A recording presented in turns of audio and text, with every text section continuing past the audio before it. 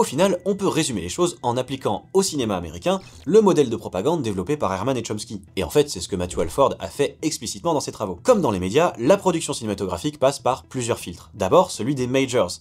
Le marché du divertissement audiovisuel est trusté par 5 énormes studios qui peuvent donc imposer leur manière de produire des films dans un but premier de rentabilité. Ensuite, le filtre des revenus publicitaires par placement de produits, de plus en plus important dans l'industrie du cinéma, va pousser les producteurs, les scénaristes et les réalisateurs à créer des œuvres plus lisses et idéologiquement compatibles avec l'ordre établi. Et par-dessus ça, on a un contrôle gouvernemental réel qui est fait majoritairement via le Pentagone, c'est-à-dire le commandement de l'armée, pour s'assurer que les productions qui mettent en scène les troupes ou les institutions militaires en donnent une représentation positive, favorable au recrutement, et qu'elle véhicule l'image d'une Amérique bienveillante, qui a un rôle essentiel à jouer dans le monde. Et toute cette propagande au sens large, on a vu qu'elle s'auto-entretient, et qu'elle fait à la fois partie des causes et des conséquences de ce que pensent les gens. Parce que ces divertissements sont produits par des créateurs, qui reproduisent en partie sincèrement et inconsciemment leur vision du monde, qui a été façonnée, entre autres, par la même propagande. Et pour finir, la littérature scientifique et l'expérience actuelle montrent que c'est pas non plus un outil occulte capable de pénétrer le cerveau de tout le monde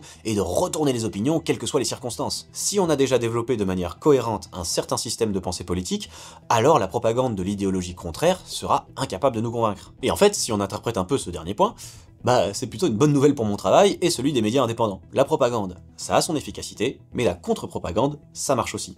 Et ça peut même fournir un bon antidote.